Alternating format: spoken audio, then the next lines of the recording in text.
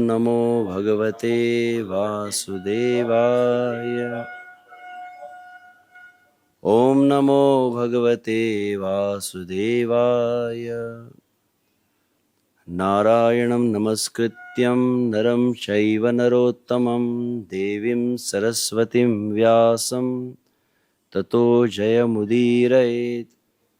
नष्टप्रायेषु अभद्रेषु नित्यं भागवत सेवया भगवती उत्तमश्लोके भक्तिर्भवति नैष्ठिकी।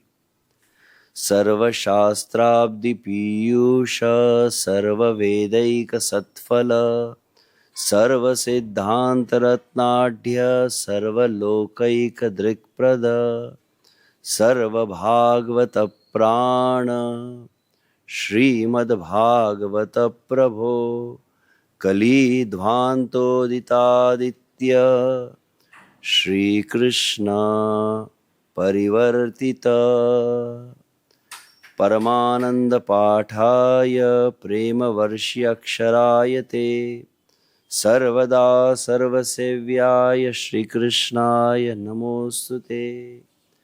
मदैकबन्धु मत्संगी मद्गुरो मद्महान्धन मत्निस्तारक मदभाग्य मदानंद नमोस्तुते।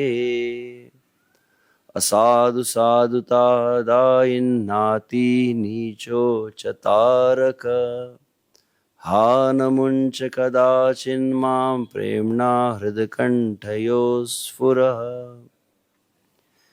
नमः विष्णुपादाय कृष्णपृष्ठाय भूतले श्रीमते भक्तिवेदान्तस्वामिनिति नामिने।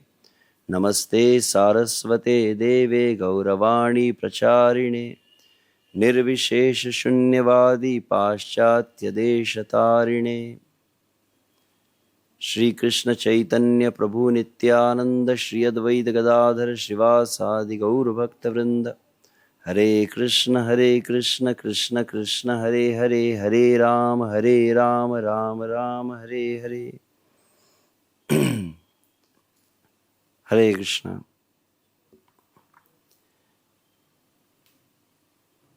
तो आज तो निश्चित रूप से, वैसे सदैव परंतु आज तो निश्चित रूप से परम पूज्य श्री गुरु महाराज के चरणों में कृपा की याचना करते हैं। ये इमरजेंसी लैंडिंग रहा आज का। अभी गुरु महाराज जी के ही परम पवित्र सानिध्य में नाम जप कर रहे थे। शायद गुरु महाराज जी कृपा दृष्टि से ही वे आदेश दिए हैं।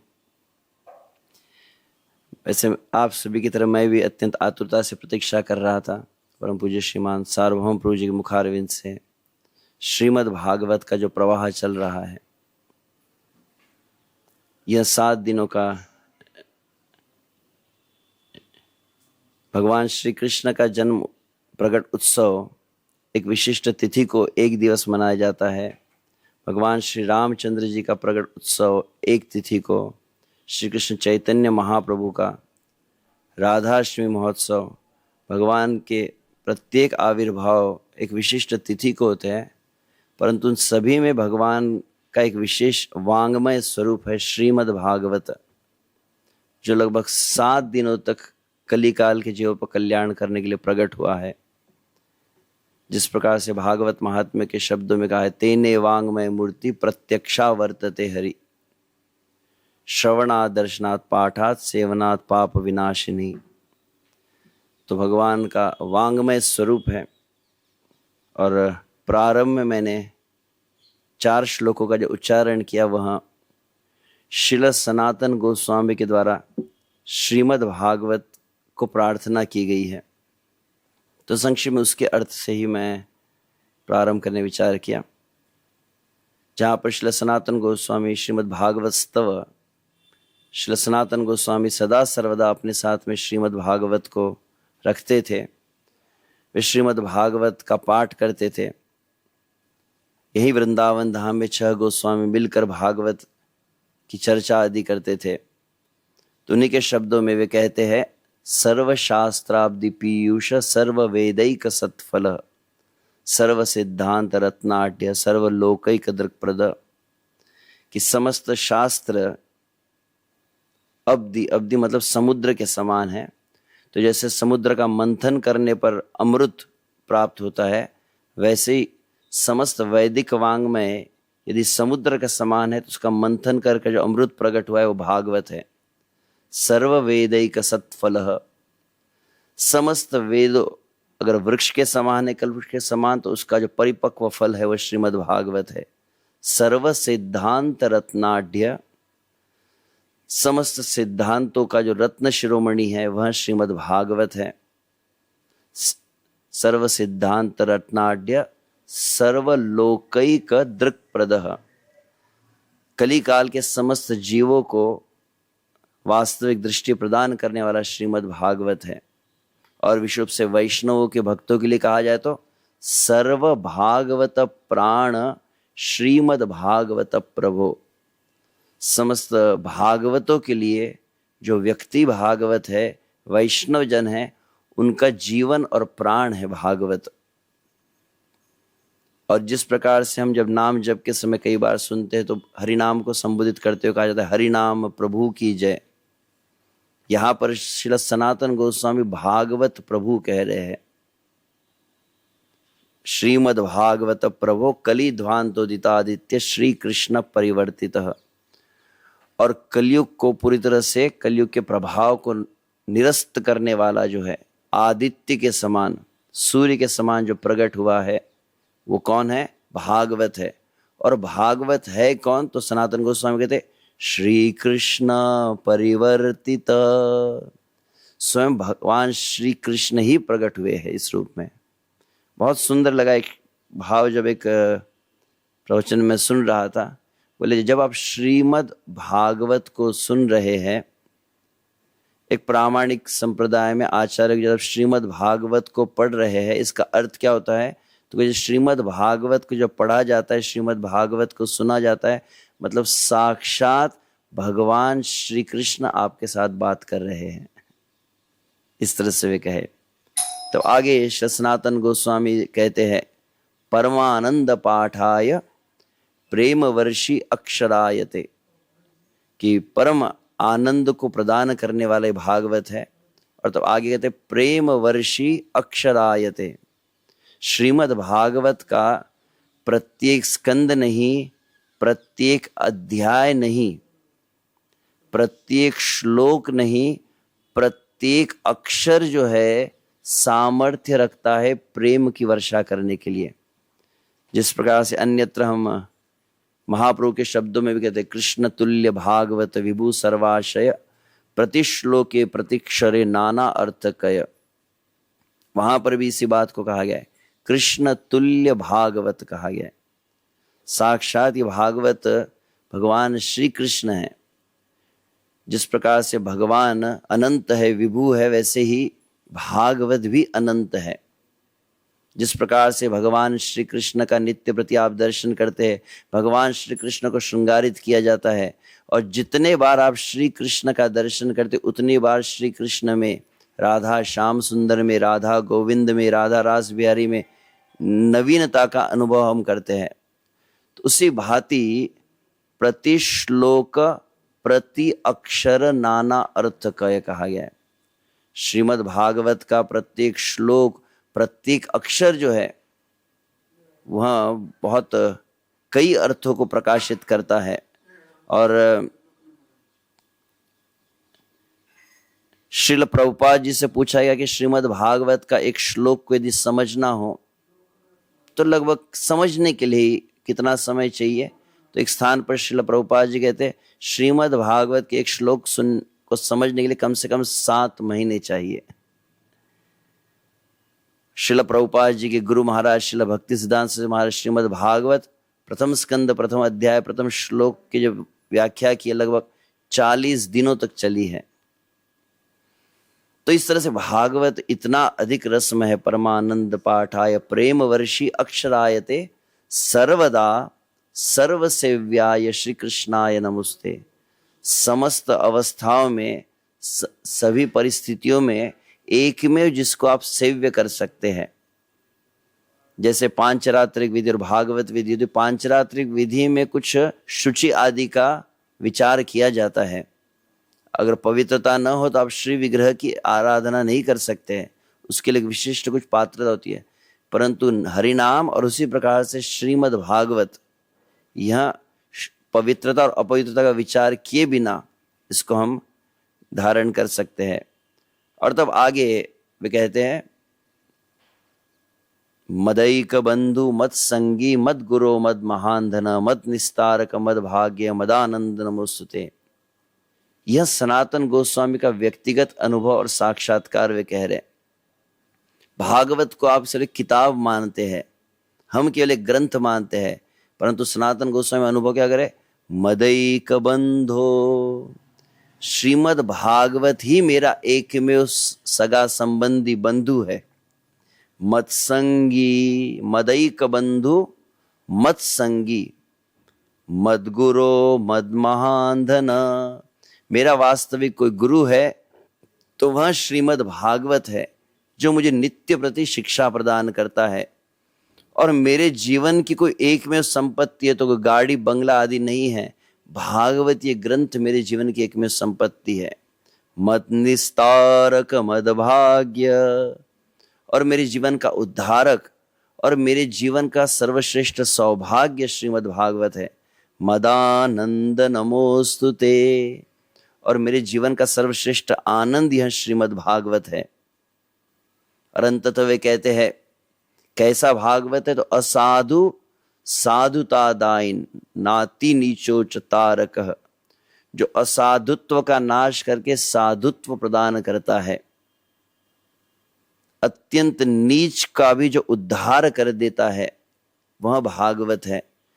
तो ऐसे भागवत का जब भक्तों के संग में हम आश्रय ले रहे हैं, जब भावना चेतना अनुकूल है, तब तो भागवत को हम पढ़ रहे हैं, श्रवण कर रहे हैं। परंतु ऐसी कभी जीवन में दशा आ जाए कि हम भगवान से विमुख हो गए, हम श्रीमद् भागवत से यदि विमुख हो गए तो इसीलिए सनातन गोस्वामी प्रार्थना करते, हे प्रभु, ऐसी कभी परिस्थिति हो सकती कि मैं शायद आपको भूल जाऊं, मैं आपका विस्मरण कर लूं, मैं आपसे विमुख हो जाऊं, मैं संसार के भोगों के प्रति उन्मुख यदि हो गया, मैं आपको भूल जाऊं। परंतु प्रभु आपसे प्रार्थना है, आप मेरा त्याग मत करना। तो क्या कहा गया है, असाधु साधुतादाय नाति नीचो चतारक हा न मुंच कदाचिन माम। ये मुंच शब्द जब पूतना उद्धार में भी आपने सुना होगा, जब पूतना भगवान श्री कृष्ण को अपने वक्षस्थल पर स्तनपान करा रही और भगवान ने कसकर पकड़ लिया और पूतना चिल्लाने लगी, मुंच मुंच अलविति भाषिनी, छोड़ दे छोड़ दे। और यहाँ पे सनातन गोस्वामी भागवत से क्या कह रहे, हा न मुंच कदाचिन माम, हे भागवत, मैं आपको भूल जाऊं, आप मुझे कभी मत छोड़िए। तो कहां पर आप मेरे साथ में रहिए, प्रेमणा हृदकंठयो स्फुरः, प्रेम पूर्वक सदा सर्वदा मेरे हृदय में और मेरे कंठ पर, मेरी जिह्वा पर आप स्फुरित हुई है। तो ऐसा ये जो भागवत है, जिसकी महात्म्य को श्रवण किए है, और ऐसे नियम से प्रथम मुझे कहा गया तुरंत सार कहा जाए, तो देखते गुरु महाराज की कृपा से कल परम पूज्य श्रीमान सार्वभौम प्रभु जी मुखारविंद से भागवत प्रथम स्कंद में प्रवेश किए थे, और एक रूपरेखा भागवत प्रथम स्कंद मुख्यतः 3 संवादों को वर्णित किए, जिसमें प्रथम संवाद में वे कहे शौनकादि ऋषि और सूत गोस्वामी का संवाद, जहाँ पर नैमिषारण्य में शौनकादि ऋषि एकत्रित हुए हैं। 3 श्लोकों में श्रील व्यास देव मंगलाचरण किए हैं, जहाँ पर सही मंगलाचरण है त्रिविध प्रकार, वस्तु निर्देश आशीर्वाद आर नमस्कार। श्री कृष्णदास कविराज गोस्वामी चैतन्य चरितामृत आदि लीला प्रथम अध्याय में मंगलाचरण की व्याख्या की है। मंगलाचरण क्या होता है, सही मंगलाचरण है 3 रस्मरण, गुरु वैष्णव भगवान, यही 3 रस्मरण वहां कहते हैं कविराज गोस्वामी। मंगलाचरण मतलब होता क्या है, मांगल्य का आवाहन भगवान और भगवान के भक्तों को और गुरुजनों को वंदना की जाती है। और क्या होता है, तो कविराज गोस्वामी थे सही मंगलाचरण है त्रिविध प्रकार, त्रिविध, मतलब 3 प्रकार के मंगलाचरण होते हैं। कौन कौन से? वस्तु निर्देश, आशीर्वाद, आर नमस्कार, ये 3 कहे हैं। जो ग्रंथ रचयिता होता है, ग्रंथ के प्रारंभ में मंगलाचरण के रूप में संपूर्ण ग्रंथ की जो मूल विषय वस्तु है उसको उल्लेखित करता है। तदुपरांत यह ग्रंथ यदि आप पढ़ेंगे, इस ग्रंथ को यदि आप स्वीकार करेंगे, इसका श्रवण करेंगे, तो आपके जीवन में क्या लाभ होगा, उसी को आशीर्वाद कहा जाता है। और तदुपरांत नमस्कार, मतलब गुरु वैष्णव भगवान को नमस्कार भी कहता है। तो श्रीमद् भागवत के 3 श्लोकों का जहां तक मुझे स्मरण, क्षमा चाहता हूँ, कल मैं ट्रेन में था तो मैं पूरा श्रवण नहीं किया, परंतु जहां तक मुझे स्मरण है प्रथम श्लोक आदि की व्याख्या किए है। तो मैं अधिक श्लोकों की व्याख्या का तो यहाँ समय नहीं, यहाँ तो एक आपको सार प्रस्तुत करना है एक सीमित समय में। तो प्रथम श्लोक में जन्मादस्य तोन्वयादि ततश्चार्थेष्वभिज्ञ स्वराट तेने ब्रह्महृदायाद कवये मुह्यन्ति यत्सूरयः तेजो वारिमृदां यथा विनिमयो यत्र त्रिसर्गो मृषा धाम्ना स्वेन सदा निरस्तकुहकं सत्यं परम धीमहि। श्रीमद् भागवत कैसे वैदिक शास्त्रों का ही भाग है। वेदांत सूत्र जब प्रारंभ हुआ है वहां पर भी वर्णित किया जाता है सत्यम परम धीमहि, और उसी सत्यम परम धीमहि, उस परम सत्य का हम ध्यान करते हैं मिलकर, उसी से भागवत प्रारंभ हुआ है। तो प्रथम श्लोक एक तरह से वंदना भी है, परंतु प्रथम श्लोक क्या है? प्रथम श्लोक मूलतः वस्तु निर्देश है। श्रीमद् भागवत की मूल विषय वस्तु क्या है? परम सत्य। परम सत्य क्या है? तो ये प्रथम श्लोक का ही प्रारंभ देखिए, तो प्रारंभ कहाँ से हुआ है? तो ओम नमो भगवते वासुदेवाय, ये भागवत के प्रथम शब्द है।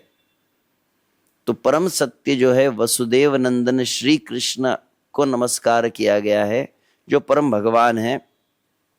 और उनका परिचय देते हुए फिर अलग बात है, जन्मादस्यतः अन्वयादितरतः अभिज्ञः स्वराट, 4 विषय वस्तु बतलाया गया है। प्रथम विषय वस्तु, प्रथम भगवान का परिचय क्या है? किन भगवान का ध्यान किया जा रहा है? वे भगवान जो जन्मादि यस्य, मतलब सृष्टि पालन संहार सभी के मूल कारण हैं, वे भगवान को नमन किया गया है। और जो प्रत्यक्ष और अप्रत्यक्ष रूप से जगत के कारण हैं, अभिज्ञ, अभिज्ञ अर्थात, अभी इस श्लोक पर मैं केवल संक्षिप्त में थोड़ा केवल शब्दों का अर्थ बता रहा हूं। वास्तविक देखा जाए इस श्लोक की लगभग 108 से अधिक टीकाएं हैं, 108 से अधिक अर्थ बतलाए गए हैं आचार्यों के द्वारा। एक एक आचार्य ने कई अर्थ बतलाए इन एक एक श्लोक के। तो जन्मादि यस्य का एक अर्थ यह हुआ कि वे जो सृष्टि पालन आदि के कारण है, और फिर अभिज्ञ है जो मतलब भूत वर्तमान भविष्य को जानते हैं, स्वराट परम स्वतंत्र है, तेने ब्रह्म हृदय आदि कवये, और जिन्होंने ब्रह्म ज्ञान को, वैदिक ज्ञान को, आदि कवये, आदि कवये मतलब जो प्रथम बुद्धिमान जीव ब्रह्मा जी के हृदय में प्रकट किया है। परंतु कैसे भगवान है? मुह्यन्ति यत्सूरयः, देवता भी, ब्रह्मा इंद्र आदि भी जिनसे मोहित हो जाते हैं। तेजो वारि मृदाम यथा विनिमयो यत्र त्रिसर्गो मृषा, तो त्रिसर्ग 3 गुणों से बनी हुई इनकी जो यह मायावी जगत है, कैसा है? जो है मृषा, मतलब परंतु लगता सत्य है। जिस प्रकार से तेजो वारि मृदाम यथा विनिमयो, जैसे जल में थल और थल में जल का अनुभव होता है, उसी प्रकार से यह संसार जो नश्वर है वो नित्य प्रतीत होता है भगवान की माया के प्रभाव से। और धामना स्वेन सदा निरस्तकुहकं सत्यम परम धीमहि, और वे भगवान जो अनंत कोटि ब्रह्मांड को सृजन करते हैं परंतु अपने नित्य धाम में सदैव वास करते हैं और पूर्णतः वे विरक्त है, ऐसे परम भगवान का ध्यान प्रथम श्लोक में किया गया है। द्वितीय श्लोक में पुनः श्रीमद् भागवत की महिमा को बतलाया गया है। जहाँ पर धर्म, कल आपने सुना था, धर्म प्रोज्जित कई तव अत्र परमो निर्मत्सराणाम सताम। तो दूसरे श्लोक में विशुभ से श्री व्यास देव बतला रहे हैं कि कैसे समस्त प्रकार के कई तव धर्म, कई तर धर्म विशुभ से प्रोज्जित कहा गया। प्रोज्जित मतलब शिला प्रभुपाद कहते किक्ड, मतलब किक का मतलब एकदम ठोकर मार के समस्त, तो धर्म अर्थ काम मोक्ष भी है। यह समस्त प्रकार के जितने धर्म है सभी को वहां पर ठोकर मार दी गई है। एक में वो विशुद्ध श्री कृष्ण की भक्ति, यही एक में विषय भागवत का है। भागवत कर्म मिश्र ज्ञान मिश्र आदि किसी भी विषय पर चर्चा न करके शुद्ध भक्ति के विषय में ही केवल बतलाता है। इसलिए कहा गया है धर्म प्रोज्जित कैतवोत्र परमो निर्मत्सराणाम सताम। और ये परम निर्मत्सराणाम सताम, सताम मतलब वैष्णवजन। कैसे वैष्णवजन जो निर्मत्सर है, इसका यहीं पर भागवत के दूसरे श्लोक में श्रीधर स्वामी अर्थ बताए। मत्सर शब्द का अर्थ है पर उत्कर्षणम असहनम इति मत्सरता। तो मत्सर, मत्सर मतलब तू आगे मत सरक, उसको मत्सर कहते। तो कोई आगे बढ़ने लगे हमसे और हमको सहन न हो, उसी को मत्सर कहते हैं। तो मैं एक बार सुन रहा था, दोनों अर्थ होते हैं। जो निर्मत्सर होते हैं वो भागवत का आस्वादन कर सकते हैं, लेकिन जो भागवत का नित्य प्रति अध्ययन करते हैं वो मात्सर्य से मुक्त हो जाते हैं, ये भी अर्थ है। वैद्यम वास्तवम अत्र वस्तुषु, वैद्यम मतलब जानने योग्य, एक में वास्तविक कोई विषय वस्तु है तो भागवत ही है इस संसार में। तापोत्रयोन्मूलम, त्रिताप का जो नाश करती है। और अंततः इसके ऊपर कुछ भक्त एक बार प्रश्न पूछ रहे थे कि व्यासदेव की रचना, व्यासदेव अपने मुख से अपने बारे में कह रहे हैं, श्रीमद् भागवते महामुनि कृते किम वा परिरीश्वर।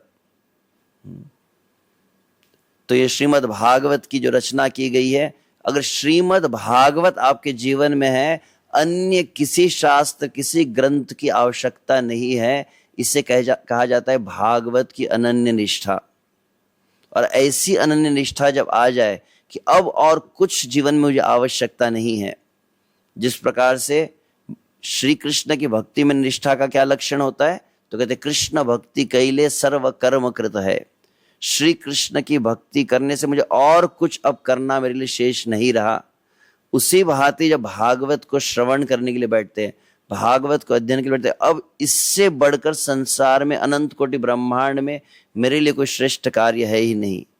यह संकल्प से जब भागवत के लिए बैठते हैं तो क्या होता है, सद्य हृदि अवरुध्यते कृतिभिः शुश्रूषुभिस्तक्षणात्। ऐसी पूर्ण श्रद्धा के साथ, भागवत में अनन्य निष्ठा के साथ भागवत को सुनना नहीं, भागवत को सुनने की अब जीवन में और कुछ नहीं करना है, मुझे केवल भागवत सुनना है, ऐसे संकल्प को लेकर आप केवल बैठ गए तो परिणाम क्या है, सद्य, सद्य मतलब इंस्टेंट कहते हैं इसको, तुरंत क्या होने वाला है, केवल यह संकल्प के साथ आप बैठ गए तो उसका परिणाम क्या है, सद्य हृदि अवरुध्यते। तत्क्षण भगवान श्री कृष्ण उस व्यक्ति के हृदय में बंध जाते हैं। बैठने में और बंधने में अंतर होता है ना। अगर मैं अभी यहाँ बैठा हूं तो अपनी स्वेच्छा से बैठा हूं और अपनी स्वेच्छा से उठ सकता हूं, परंतु यदि मुझे यहाँ पर कुर्सी से बांध दिया जाए तो मैं चाह कर भी उठ नहीं सकता। तो शब्द क्या कहा गया है कि हृदय अवरुध्यते, मतलब कृष्ण उस भक्त के हृदय में बंध जाते हैं। तो इस तरह से भागवत के आशीर्वाद को बतलाया गया है। और अंततः तृतीय श्लोक मंगलाचरण में निगम कल्पतरोर गलितम फलम शुकमुखादामृत द्रव संयुतम पिबत भागवत रसमालय मूर और रुसिका भूय भावुका, जहाँ पर भागवत को सदा सर्वदा, भागवत को 1 घंटे के लिए नहीं, 2 घंटे के लिए नहीं, भागवत महात्म्य में जैसे वर्णन किया गया है, सात्विक भागवत श्रवण, राजसिक भागवत श्रवण, तामसिक भागवत श्रवण और निर्गुण भागवत श्रवण। तो 7 दिन में जब भागवत की जाती है और बहुत जल्दबाजी में की जाए, दौड़ भाग में की जाती है, इसको राजसिक कहा गया है। भागम भाग चल रही जहां पे। और तामसी मतलब, तामसी का अर्थ होता है विशेष रूप से कि एक पकड़ा एक छोड़ दिया, जो याद आए वो बोलने लगे, अचानक फिर कुछ विस्मरण हो जाता है, कुछ स्मृति होती है, तो स्मृति विस्मृति से युक्त जो भागवत होता है उसको तामसी कहा गया है। सात्विक का कौन सा कहा गया? जैसे कल आपने श्रवण किया, उद्धव जी 1 महीने तक बैठकर भागवत को किए, उसको सात्विक भागवत श्रवण कहा गया है। और निर्गुण भागवत श्रवण कौन सा है? श्री कृष्ण को प्रसन्न करने के लिए, श्री कृष्ण की भक्ति का वर्धन करने के लिए जो भागवत को श्रवण किया जाता है उसको निर्गुण भागवत कहते हैं। या हम कह सकते हैं नित्यम भागवत सेवा हम जो करते हैं, ये वास्तविक निर्गुण भागवत श्रवण है। तो वहां पर कहते हैं निगम कल्प तरोर, भागवत क्या है? तो यदि वैदिक वांग्मय को निगम कहा गया है, अगर वो कल्प वृक्ष के समान है तो उसका गलितम परिपक्व जो फल है वो भागवत है। शुक मुखादा अमृत द्रव संयुतम। और जिस प्रकार से कोई आम होता है, आम कोई तोता अपना चोंच लगा दे तो कहा जाता है आम अधिक मीठा होता है, तो भागवत तो ऐसे ना भगवान से ब्रह्मा को, ब्रह्मा से नारद को और नारद से व्यास का है, तो भागवत तो ऐसे परम पवित्र है। परंतु भागवत को जब सुखदेव जी अपने मुख को लगाए है, कौन सुखदेव जी है? तो रुद्र यामल तंत्र में कहा गया है, लीला शुको श्री वृषभानुजाया पवित्र चंचु प्रिय चुंबनेन एकांतिको न रहस्य पाठी निकुंज प्रासाद गोलोक प्रासाद सदा निवासी। जहां पर कहा गया कौन है ये सुखदेव गोस्वामी, कहते लीला शुको श्री वृषभानुजाया। तो वास्तविक श्रीमती राधा रानी के निकुंज में, नित्य गोलोक वृंदावन धाम में राधा कृष्ण की नित्य लीला में निकुंज में श्रीमती राधा रानी का अंतरंग जो तोता है वह है ये शुक। और राधा रानी कहाँ पर वास करता है? राधा रानी के कर कमलों पर ये तोता रहता है। और बीच बीच में राधा रानी क्या करती है? व्यक्तिगत रूप से उस तोते को प्रशिक्षण देती है। श्री कृष्ण के नाम, रूप, गुण, लीला, महिमा आदि का वर्णन राधा रानी के मुख से तोता सुनता है। और बीच बीच में जब तोता बहुत अच्छे से एकाग्रचित्त होकर सुन रहा है तो राधा रानी बहुत प्रसन्न होकर आशीर्वाद देती। कैसे? तो पवित्र चंचू प्रिय चुंबनेन। तो पवित्र चंचू वो तो बहुत ही मंगलमय पवित्र उसकी चोंच होती है, उसको चूमती है राधा रानी। एकांतिको न रहस्य पाठी गोलोक प्रासाद सदा निवासी। और एकांतिक उस निकुंज में श्रीमती राधा ने जिस तोते को प्रशिक्षण दिए वही तोता आगे चलकर कली काल के जीवों के लिए सुखदेव गोस्वामी के रूप में प्रकट हुए। तो ऐसे सुखदेव गोस्वामी जो राधा रानी के द्वारा प्रशिक्षित है। अन्यत्र वैसे भागवत के कई मंगलाचरण होते हैं, भागवत की वंदना होती है। एक वंदना में कहा जाता है श्रीमद् भागवत क्या है? वंदे युगल रूपिणाम कहा गया है। राधा और कृष्ण का जो युगल स्वरूप है वह श्रीमद् भागवत है कहा गया है। तो सुखदेव जी जब कहने लगे हैं तो सुखदेव के मुख से और अधिक वह मधुर हो चुका है, इसलिए शुक मुखात अमृत। सुखदेव गोस्वामी के मुख से अमृत जो है द्रव सम, शुक मुखात अमृत द्रव सम, द्रवित मतलब जो हृदय को द्रवित करने वाला है, हृदय में श्री कृष्ण के प्रति भाव को उदित करने वाला है, इसलिए द्रव संयुतम कहा गया है। गलितम फलम इसलिए कहा गया, गलितम मतलब पूरा तरह से पका हुआ फल है। एक तो यह बात हुई, फल पक चुका है तो स्वाभाविक रूप से मधुर है, परंतु साथ ही में गलितम फलम का अर्थ यह भी कि उसमें कोई गुठली नहीं है। गुठली नहीं है इसका अर्थ होता है कि भागवत का एक भी अक्षर त्याज्य नहीं है, सब ग्रहण करने योग्य है, सब आस्वादन करने योग्य है। अतः आगे कहा गया है पिबत भागवतम रसमालयम मुहुरहो रसिका भूवि भावुका। हमारे परम पूज्य सुंदर चैतन्य महाराज कहते क्या है? एक है रसमलाई। तो भागवत क्या है? बोले रसमलाई है। तो रसमलाई में क्या होता है? रस भी होता है और मलाई भी होती है, तो सब कुछ पूरा ले लेते हैं ना, छोड़ते नहीं है। रसगुल्ला होता है, रसगुल्ला का रस छोड़ देते आप, गुलाब जामुन का छोड़ दे, रस मलाई को पूरा ले लेते हैं। भागवत क्या है? तो कहते रस मलाई है, इसलिए भागवत पीने वाला विषय है। पिबतम कहा गया है, पिबत भागवतम रसम आलयम। तो आलयम का अर्थ वैसे कई अर्थ है, आलयम का एक अर्थ कहता हूँ। आलयम मतलब विशेष रूप से आलयम, वैसे प्रलय, प्रलय के लिए आलय कहा जाता है। तो आलय का अर्थ क्या होता है? आलय का अर्थ है जीवन के अंतिम श्वास तक भागवत को सुना जाए। आलय का दूसरा अर्थ क्या है? कि मरने के बाद भी भागवत को सदा सर्वदा जन्म जन्मांतर तक सुनाया जाए। और आलय का अर्थ है मुक्ति होता है, तो मुक्ति होने के बाद भी भगवान श्री कृष्ण के नित्यलीला में प्रवेश होने के बाद भी जिसको सुनना है वो भागवत है। ऐसा नहीं वहां पर भी भागवत ही चलता है। अगर आप गोपाल चंपू अगर पढ़ते हैं तो वहां पर मधुकंठ, स्निग्ध कंठ आदि, वहां पर नंद बाबा बैठे, यशोदा मैं बैठे, चल क्या रहा है? बोले भागवती तो वहां चल रहा है। मुंह रहो रसिका भूवि भाव कहा। मुंह रहो मतलब अगेन एंड अगेन, और सुनो, पुनः सुनो। भागवत सुनकर यदि मन में विचार है कि मैंने पढ़ लिया भागवत, तो वास्तविक भागवत पढ़ा ही नहीं है। जो भागवत को पढ़ते हैं एक एक श्लोक में संपूर्ण जीवन की समाधि हो जाती है, ऐसे भागवत के वचन है। तो इस तरह से मंगलाचरण 3 श्लोकों में होकर फिर अंततः प्रथम अध्याय में प्रवेश किया गया। नैमिषारण्य में प्रातः काल ब्रह्ममुहूर्त के समय 88,000 ऋषि मुनि एकत्रित हुए, यज्ञ हो रहा है। और उस समय श्रील सूत गोस्वामी का आगमन हुआ है। सूत गोस्वामी का आगमन होने पर शौनक आदि ऋषियों ने उनकी वंदना की है। प्रातुर्हुत हुताग्न सत्कृतम सूतम आसीनम प्रपच्छरात। तो और फिर उनको उनका पाद प्रक्षालन हुआ, उनको उच्च आसन प्रदान करके वहां पर उनको जिज्ञासा की गई है। जिज्ञासा के पूर्व पहले उन्होंने उनका महिमा को गाया है। क्यों सूत गोस्वामी के मुख से सुनना चाहते? तो लगभग 3 श्लोकों में त्वया खलु पुराणानि स इतिहासानि चानघ आख्यातानि विदितानि धर्मशास्त्राणि यानुत यानि वेद विदाम श्रेष्ठो भगवान बादरायण अन्ये च मुनयः सूत परावर विदु वेत्थम त्वं सौम्यम तत्सर्वं तत्त्वतस्तदनुग्रहात् ब्रूयुस्निग्धस्य शिष्यस्य गुरुवो गुह्यम अप्युत। 3 श्लोकों में सूत गोस्वामी की योग्यता को बतलाया गया है। क्यों हम आपके मुख से सुनना चाहिए? त्वया खलु पुराणानि स इतिहासानि चानघ। हे अनघ, पहली श्रील प्रभुपाद वहां तात्पर्य अनघ, पहली योग्यता क्या है व्यास आसन बैठने के लिए? अनघ। अघ मतलब पाप, अनघ मतलब निष्पाप।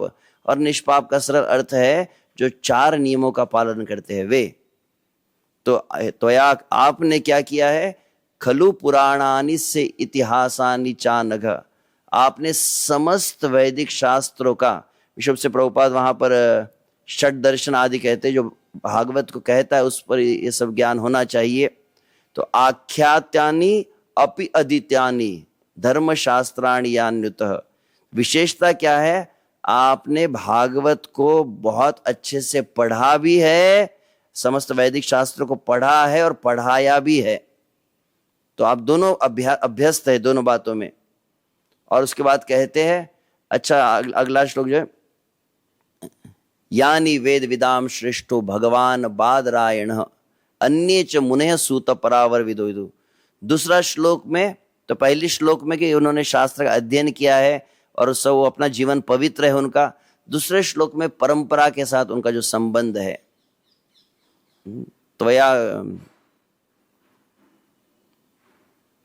यानी वेद विदाम श्रेष्ठो भगवान बादरायण, कि आपने वेद विदाम बहुत अच्छी तरह से वेद में विद हो, वैदिक शास्त्र में पारंगत हुए भगवान बादरायण, अर्थात विशुभ से श्रील सुखदेव गोस्वामी के मुख से आपने सुना है, व्यास जी के मुख से आपने सुना है।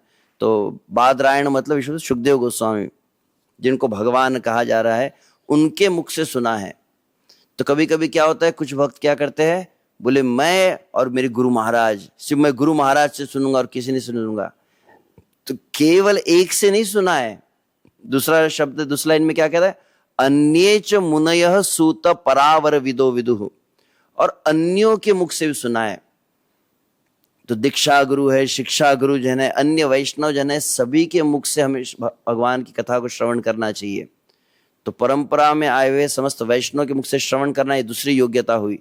तीसरी योग्यता क्या है, वैत्थम त्वं सौम्यम तत्सर्वम तत्त्वतस्तद अनुग्रहात् ब्रूयुस्निग्धस्य शिष्यस्य गुरुवो गुह्यम अप्युत।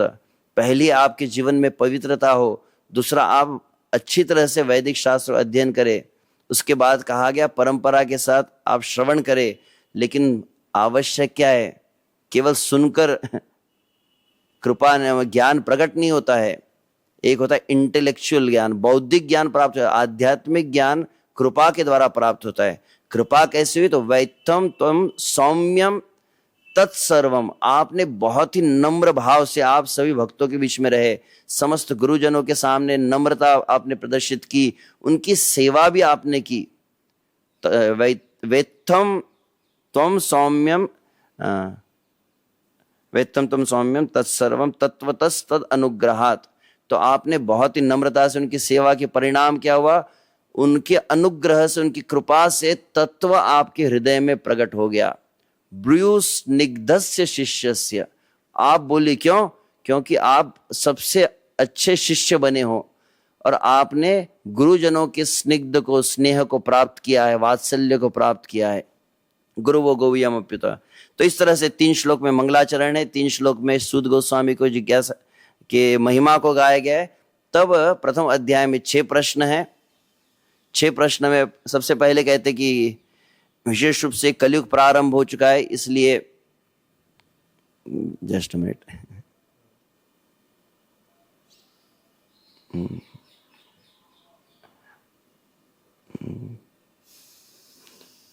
तत्र तत्रांजसा आयुष्मान भवता यद विनश्यतम पुंसाम एकांततः श्रेयस्तन्न शंसितुम अर्हसि। यहाँ से प्रारंभ है श्लोक संख्या 9 से।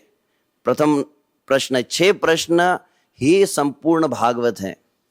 इन 6 प्रश्नों के आधार पर संपूर्ण भागवत है। यहाँ पे 6 प्रश्न आएंगे और फिर चौथे अध्याय में पुनः और प्रश्न कुछ पूछे जाएंगे। तो पहला प्रश्न था कि पुंसाम एकांततः श्रेय तन्न शंसितुम, मनुष्य जीवन का सर्वोच्च कल्याण कार्य कौन सा है, श्रेयस जिसको कहा जाता है, सर्वश्रेष्ठ कल्याण कार्य। तो आगे चलकर बताएंगे। सवै पुंसा परो धर्मो यतो भक्ति रदोक्षज अहेतु के अप्रतिहता आत्मा सुप्रसिद्धि, यह सर्वोच्च कल्याण कार्य है। फिर आगे कहते प्रायण अल्पायुष सभ्य कलवस्मिन के जना मंदास मंद मतयो मंद भाग्यायु उपद्रता, कली काल के लक्षण बताया गया। अल्पायु, अल्प बुद्धि है, मंद बुद्धि है, तो और सदैव वे चिंतित रहते, व्यग्र चित्त रहते हैं। ऐसे लोगों के लिए इतने सारे वेद पढ़ना, इतने उपनिषद पुराण का अध्ययन संभव नहीं। इसीलिए दूसरा प्रश्न क्या है, भूरिणी भूरि कर्माणि श्रोतव्यानि विभागश अतः साधोत्र यत्सारम समृद्धृत्य मनीषया। भूरिणी भूरि कर्माणि श्रोतव्यानि विभागश, बहुत सारे शास्त्र है, कितने विभाग है, कितने श्लोक है, इतना सब हमारे दिमाग में बैठने वाला नहीं है। तो इसलिए क्या कीजिए, अथ साधोत्र यत्सारम समृद्धृत्य मनीषया, इसलिए सार बताइए, बस सब वेद पुराण का जो सार है वो बताइए। प्रश्न पहला हुआ मानव जीवन का सर्वोच्च कल्याण कार्य, सर्वश्रेष्ठ धर्म। दूसरा प्रश्न शास्त्र का सार। तीसरा प्रश्न सूत जाना से भद्रम ते भगवान सात्वताम पति देवक्याम वसुदेवस्य जातो यस्य चिकीर्षया। हमने सुना कि भगवान, अब विशेष बात है यहाँ पर, आप अगर प्रश्नों को देखेंगे, प्रश्न पूछने वालों का भी लेवल होता है ना, ऐसे ही नहीं कुछ भी प्रश्न पूछने चाहिए, जिसको प्रभुपाद कहते हैं एब्सर्ड इंक्वायरी। कुछ भी प्रश्न पूछ लेते लोग, तो जैसे शिला प्रभुपाद जी, किसी ने प्रश्न पूछा, प्रभुपाद जी भगवान के धाम में गोलोक वृंदावन में मच्छर है क्या, ये कोई प्रश्न हुआ। फिर प्रभुपाद ने उत्तर दिया, प्रभुपाद ने हाँ गोलोक धाम में मच्छर है, परंतु मच्छर भी हरे कृष्ण का कीर्तन कर रहे हैं। प्रश्न कौन से पूछने चाहिए, शौनक आदि ऋषि इस बात को बतलाते, आदर्श कैसा श्रोता होना चाहिए। तो प्रश्न तीसरा आप देख रहे हैं, तीसरे प्रश्न में प्रश्न ये है कि भगवान देवकी और वसुदेव की यहां पर प्रकट हुए। सब अवतारों से कृष्ण को पहले अलग कर दिया उन्होंने। इसलिए समझ में आता है कि वो जानते हैं कि समस्त अवतारों के उद्गम श्री कृष्ण है। तो इसलिए तीसरा प्रश्न है, देवकी वसुदेव के पुत्र में श्री कृष्ण जो आए हैं, जातो यस्य चिकीर्षया, देवकी नंदन के रूप में जो श्री कृष्ण है, उनकी लीलाओं को हम, वृंदावन मथुरा द्वारका की श्री कृष्ण की लीलाओं को हम सुनना चाहते हैं। ये तीसरा प्रश्न था। चौथा प्रश्न, तन्न शुश्रूषमाणानाम अर्हस्यंगानि वर्णितुम यन्ना यस्यावतारो भूतानाम क्षेमाय च भवाय च। भगवान के अवतार। भगवान के अवतार का प्रयोजन क्या है? क्षेमाय च भवाय च। इस संसार के जीवों का कल्याण करने के लिए भगवान समय समय पर आए हैं। तो भगवान के सभी अवतारों के बारे में बताइए। चौथा प्रश्न हुआ।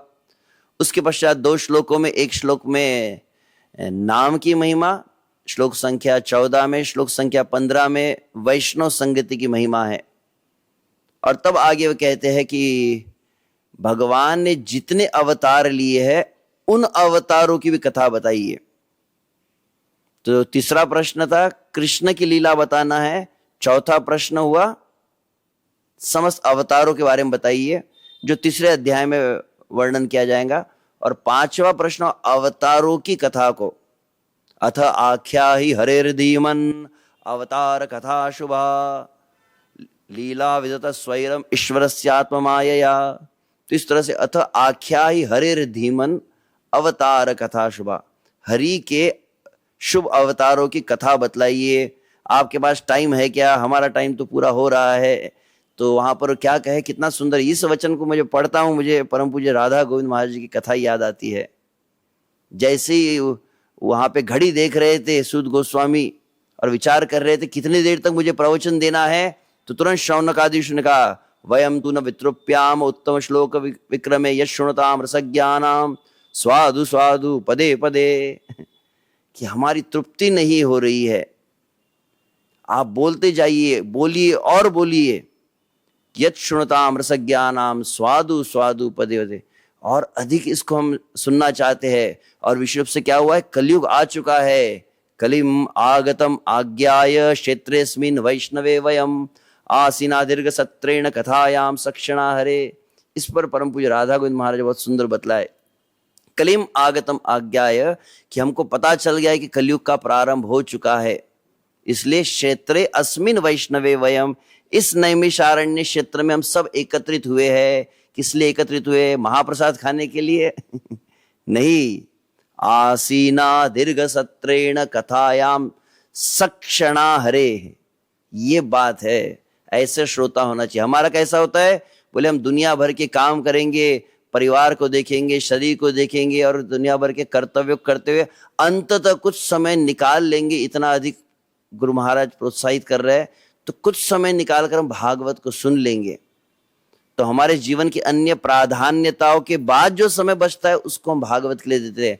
परंतु यहाँ पे शौनक आदि ऋषि क्या करे? कथायाम सक्षणा हरे, मतलब मनुष्य जीवन में अब जितने क्षण बचे हैं सभी क्षण केवल भागवत को सुनने के लिए। और भागवत सुनने के बाद अगर समय मिला तो संसार के कार्य करेंगे। ये वास्तविक महिमा है। तो इस तरह से वहां पर, और अंततः अंतिम जो प्रश्न हुआ है कि आप ही वास्तविक, जैसे नौका को पार लगाने के लिए कर्णधार होता है, वैसे ही आप कलि सत्वरम पुंसाम कर्णधार इवारणवम, इस कलयुग रूपी समुद्र को, दुस्तर समुद्र को तारने के लिए आप कप्तान के रूप में आए। सुध गोस्वामी कृपया हम पर कृपा कीजिए। और अंततः 6वां प्रश्न हुआ धर्मः कम शरणम गत ब्रूहि योगेश्वरे कृष्णे ब्रह्मण्य धर्म वर्मणि स्वाम काष्टाम अधनोपेते धर्म कम शरणम गत। 6वां प्रश्न हुआ कि भगवान श्री कृष्ण जब निज धाम को गए तब धर्म ने किसकी शरण ली? तो दूसरे अध्याय से फिर उत्तर सूत गोस्वामी का प्रारंभ हुआ, जिसमें सर्वप्रथम सूत गोस्वामी का मंगलाचरण। प्रथम अध्याय में 3 श्लोकों में व्यासदेव का मंगलाचरण है, वैसे द्वितीय अध्याय में श्रील सूत गोस्वामी का भी पहले 2 श्लोकों में सुखदेव गोस्वामी को मंगलाचरण किए हैं। यम प्रव्रजंतम अनुपेतम उपेत कृत्यम, वह श्लोक, और फिर यस स्वानुभावम अखिल श्रुति सारमेकम अध्यात्म दीप श्राम तमोन्धम, ये 2 श्लोकों में सुखदेव गोस्वामी के महिमा को गाया गया है। और तीसरा श्लोक जो हम नित्य प्रति गाते, यह सूत गोस्वामी का मंगलाचरण है। नारायणम नमस्कृत्यम नरम चैव नरोत्तमम, जहां पर नर नारायण भगवान जो बद्रिकाश्रम के इष्ट देव है। तो बद्रिकाश्रम में कथा हो रही है, तो फिर वंदना किनको जा रही है? नर नारायण भगवान को। और फिर साथ में वहां पर आप देखेंगे व्यास गुफा के समय भी कौन प्रवाहित होती है? सरस्वती नदी प्रवाहित होती है। तो सरस्वती देवी को नमस्कार किया जा रहा है, देवीम सरस्वतीम। और श्रील व्यास देव, जहां पर भागवत प्रकट हुई है, जिन्होंने भागवत को, उनको व्यासदेव को प्रणाम किया जा रहा है, उनकी जय ध्वनि की जा रही है। और फिर इन 6 प्रश्नों के उत्तर क्रमशः दूसरे और तीसरे अध्याय में दिए गए। तो सार रूप में मनुष्य जीवन का सर्वोच्च कार्य, सर्वश्रेष्ठ धर्म है भगवान श्री कृष्ण की अखंडित और अहेतु की अप्रतिहता भक्ति करना, जो भक्ति अंततः वैराग्य और ज्ञान को स्वतः प्रदान करती है। और फिर यदि आप जो अपने धर्म स्वानुष्ठित पुंसा विश्वक्सेन कथा सुय, अपने धर्म के अनुसार जो निहित कर्म करते हैं उसका प्रयोजन क्या है? भगवान श्री कृष्ण के कथा में रुचि उत्पन्न होना। आप सब कुछ कर रहे, बिजनेस, नौकरी, गृहस्थ जीवन है, ब्रह्मचारी जीवन को पालन कर रहे, परंतु वर्णाश्रम का पालन करके यदि श्री कृष्ण की कथा में रस नहीं आ रहा है तो श्रम एव ही केवलम। तो इस तरह से मुख्यतः जो 2 प्रश्न थे, उन 2 प्रश्नों के उत्तर दिए गए हैं द्वितीय अध्याय में। और फिर तृतीय अध्याय में भगवान के समस्त अवतारों को चतुष्कुमार से प्रारंभ करते हुए सभी अवतार जितने हैं उन अवतारों की सूची दी गई है।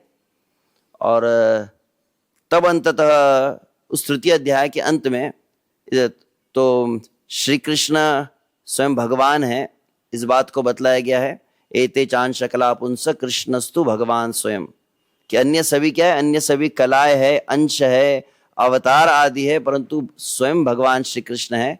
यह अवतार इस सूची में वर्णित किया गया। उस अध्याय के अंत में उन्होंने बतलाया कि किस तरह से जब भगवान श्री कृष्ण निज धाम को गए तो क्या हुआ?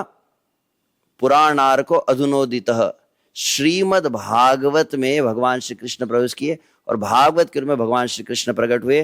भागवत जो है किसने कही? गंगा के तट पर सुखदेव गोस्वामी ने परीक्षित महाराज को कही। उस समय मैंने उसको सुना था और जैसा सुना था वैसा मैं आपको समझाऊंगा। तब चौथे अध्याय में प्रश्न पूछा गया। टाइम जो तो चौथे अध्याय में प्रश्न है कि व्यासदेव को भागवत की प्रेरणा कहाँ से प्राप्त हुई? फिर व्यासदेव ने सुखदेव जी को भागवत सुनाई, तो सुखदेव जी ने भागवत सुनी कैसे? परीक्षित गंगा के तट पर आए कैसे? और सुखदेव जी ने फिर परीक्षित को भागवत कही कैसे? इन चारों प्रश्नों को सार रूप में कहा गया है। तब प्रथम व्यासदेव के द्वारा वेदों की रचना का वर्णन और वेदों की रचना के बाद उनकी असंतुष्टि। तब अध्याय 5 प्रारंभ होता है जहां पर नारद मुनि का आगमन।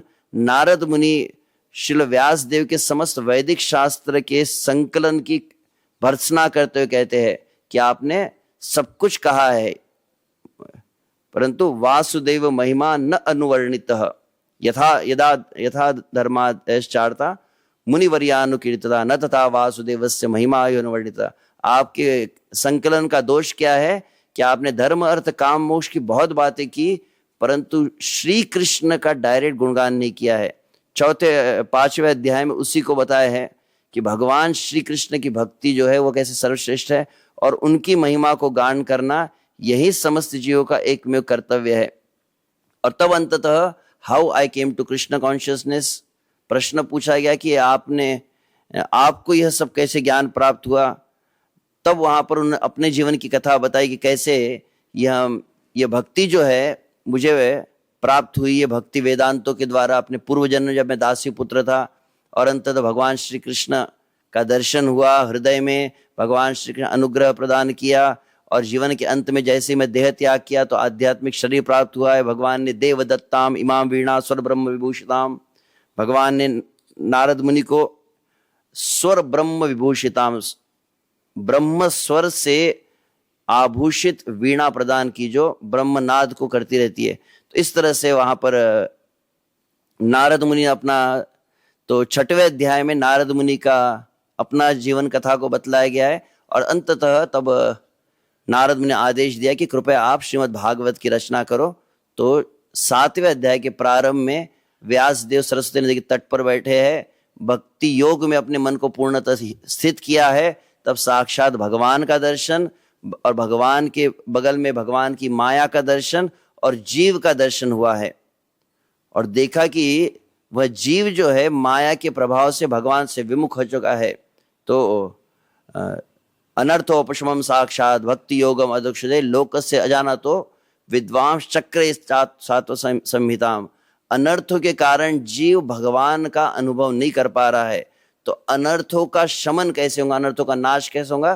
तो अनर्थ उपशमम साक्षात भक्ति योगम अधोक्षजे, भगवान श्री कृष्ण की भक्ति के द्वारा ही अनर्थ नाश होंगे, माया का आवरण हटेगा। परंतु लोकस्य अजानतो, 7वें अध्याय में प्रारंभ में कहा गया है, लोग कलिकाल के नहीं जानते, इसीलिए विद्वांस चक्रे सात्वत संहिताम, तब व्यास देव ने इस भागवत को क्या कहा गया? सात्वत संहिता कहा गया, या परमहंस संहिता भी कहा जाता है। ऐसे भागवत की रचना हुई है, तब वहां से प्रारंभ हुआ। तो 7वें अध्याय से अगर कहा जाए तो 7वें से अब 18वें अध्याय तक क्या है, यह पूरी तरह से परीक्षित महाराज और सुखदेव गोस्वामी के मिलन के विषय में कहा गया है। तो परीक्षित महाराज का फैमिली बैकग्राउंड को बताया गया है। तो प्रारंभ हुआ, तो पहले सुखदेव गोस्वामी जो अपने पिता के मुख से सुने, आत्मा रामश्च मुनयो निर्गंतापिरुक्रमे कुर्वन्ते हेतु किम भक्तिम इत्थम भूतो गुण हरे। वहां पर वर्णन किया गया कि आत्मा राम जो सुखदेव गोस्वामी थे, वह भी श्री कृष्ण का कारुण्य और श्री कृष्ण के माधुर्य सुनकर भागवत के प्रति आकर्षित भागवत को सुने हैं। अब परीक्षित महाराज का जब जीवन था तो पांडव महाभारत का युद्ध जहां अंत हुआ, वहां से भागवत का 7वां अध्याय प्रारंभ होता है, जहां पर अश्वत्थामा ने द्रौपदी के पुत्रों का संहार किया, अर्जुन ने अश्वत्थामा को बंदी बनाया, अंततः अश्वत्थामा ने ब्रह्मास्त्र छोड़ा है उत्तरा की गर्भ की ओर। तब वहां पर पाहि पाहि महायोगी देव देव जगतपते नान्यम तद अभयम पश्यत यत्र मृत्यु परस्परम। उत्तरा की प्रार्थना है सर्वप्रथम, पहले अर्जुन की प्रार्थना 7वें अध्याय में प्रारंभ हुई 2 श्लोकों में। 8वें अध्याय में पहले उत्तरा की प्रार्थना है, जहां पर वो भगवान से रक्षा के लिए कहती है कि मैं जलकर खाक हो जाऊं परंतु गर्भ को कुछ नहीं होना चाहिए। तब भगवान ने 2 रूप प्रकट किए, एक रूप में भगवान पांडवों की और आर्य ब्रह्मास्त्र से रक्षण किए, और दूसरे रूप में भगवान अंगुष्ठ मात्रम अबलम, अंगूठे का रूप में भगवान श्री कृष्ण उत्तरा के गर्भ में प्रवेश करके परीक्षित महाराज का रक्षण किए हैं। तब कुंती महारानी की प्रार्थना, भगवान के ऐसे ऐश्वर्य को, भगवान के वात्सल्य को देखकर कुंती महारानी अभिभूत हुई है। कुंती महारानी की बहुत सुंदर प्रार्थना है। तो भगवान उत्तरा के, सुभद्रा के और कुंती महारानी के प्रेम को देखकर और कुछ समय जो जाने वाले श्री कृष्ण थे वहीं पर हस्तिनापुर में रुक गए हैं। तब जब मकर संक्रांत का समय आया तब भीष्म पितामह का देह प्रयाण, जहां पर बहुत सुंदर भीष्म स्तुति है, भगवान श्री कृष्ण 5 पांडव समस्त व्यास नारद आदि वहां पर पहुंचकर भीष्मदेव के देह प्रयाण के समय भीष्मदेव की स्तुति को सुने हैं। और उसके पश्चात भगवान का हस्तिनापुर से प्रस्थान आता है। एक अध्याय में कैसे पांडवगण विरह व्यथा से व्याकुल हो जाते हैं और अंततः भगवान की विदाई होती है। अगले अध्याय में द्वारका में भगवान श्री कृष्ण का प्रवेश, द्वारकावासी भगवान श्री कृष्ण का ऐसे स्वागत किया उसको बताया गया है। तदुपरांत तो ये हो गया। उसके पश्चात परीक्षित महाराज के जो गुणों को बतलाया जाएगा। फिर विदुर आते हैं, विदुर के द्वारा धृतराष्ट्र को उपदेश है। धृतराष्ट्र और गांधारी ग्रह का त्याग किए हैं, वानप्रस्थ आदि को धारण किए, संन्यास लिए, और फिर उन्होंने देह का त्याग किया, उसको वर्णित किया गया है। तब अर्जुन को युधिष्ठिर महाराज भेजे हैं द्वारका में भगवान की समाचार प्राप्त करने के लिए। भगवान, क्षमा चाहता हूँ, भगवान के साथ गए थे अर्जुन, भगवान का समाचार नहीं मिला था 7 महीनों से, तो फिर अर्जुन गए थे। तो अर्जुन जब लौट कर आए तो अध्याय 14 में समस्त प्रकार के अशुभ लक्षणों को वर्णन किया गया है, जहां पर युधिष्ठिर महाराज देखते हैं कि ये अशुभ लक्षण क्यों हो रहे हैं। और तब अंततः उनको मन में विचार था, हो ना ऐसा लग रहा है कि भगवान इस धरातल पर नहीं रहे। तब 15वें अध्याय में अर्जुन का आगमन हुआ है। अर्जुन के मुख से तेज पूरा चला गया है और वंचितो हम महाराज हरिणा बंधु रूपिणा, कि हे महाराज युधिष्ठिर मैं वंचित हो गया। जो बंधु रूप में श्री हरि हमारे साथ में थे, हमारे साथ खेलते थे, हमारे साथ चलते थे, हमारे साथ भोजन आदि करते थे, शयन करते थे, वे श्री हरि नहीं रहे। और भगवान नहीं रहे तो उसका क्या प्रभाव हुआ, एक एक करके बताए हैं। कैसे उन गोप ने मेरे जो परास्त कर दिया, मैं जब द्वारका की रानियों को लेकर आ रहा था, यही गांडीव है, यही अर्जुन हूं, परंतु अब ना गांडीव काम कर रहा है ना मेरा बल काम कर रहा है। इस तरह से अर्जुन ने बहुत कुछ कहा है। जैसे ही युधिष्ठिर महाराज को पता चला है, फिर अगले अध्याय में युधिष्ठिर महाराज, पांडव, कुंती महारानी तो तत्क्षण देह त्याग कर दिया और युधिष्ठिर महाराज समस्त पांडवों के साथ द्रौपदी के साथ प्रयाण किए हिमालय की ओर। तब परीक्षित महाराज को राज्याभिषेक हुआ है और फिर परीक्षित महाराज का फिर 16वें अध्याय में वर्णन किया गया उनके राज्य को। और फिर 17वें अध्याय में विशुभ से किस तरह से परीक्षित महाराज ने श्रृंगी के गले में, शमीक ऋषि गले में मृत सर्प डाला है और उनके पुत्र श्रृंगी ने श्राप दिया 7 दिनों में तक्षक सर्प के द्वारा आपकी मृत्यु हो जाए।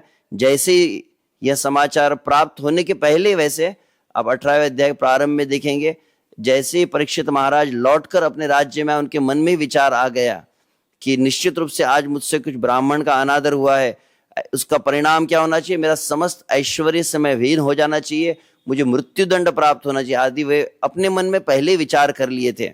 श्रील प्रभुपाद तात्पर्य कहते हैं एक शुद्ध भक्त का लक्षण होता है, शुद्ध भक्त तुरंत अपनी गलतियों पर पश्चाताप करता है। जैसे समाचार प्राप्त हुए, अनुग्रह मन्यमान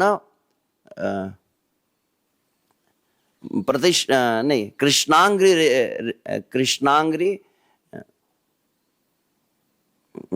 अनुग्रह, मतलब वहां पर 18वें अध्याय में इस बात को कहे हैं कि जैसे परीक्षित महाराज को पता चला, परीक्षित महाराज क्या विचार किए, श्री कृष्ण की कृपा हुई है, अब मुझे श्री कृष्ण के भजन के लिए समय लेगा।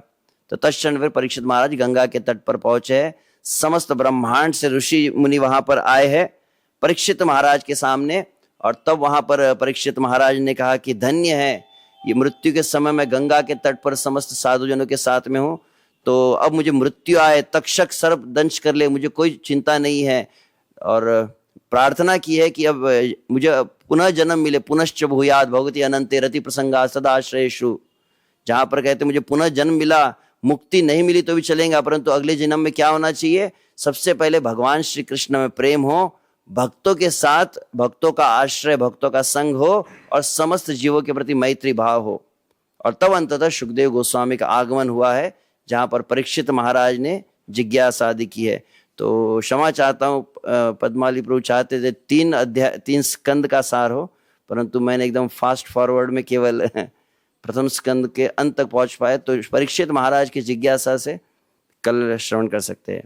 हरे कृष्णा कृष्ण कृष्ण हरे हरे, हरे राम राम राम हरे हरे। ग्रंथराज श्रीमद् भागवतम की जय, अनंत कोटि वैष्णव वृंद की जय, श्रील प्रभुपाद की जय।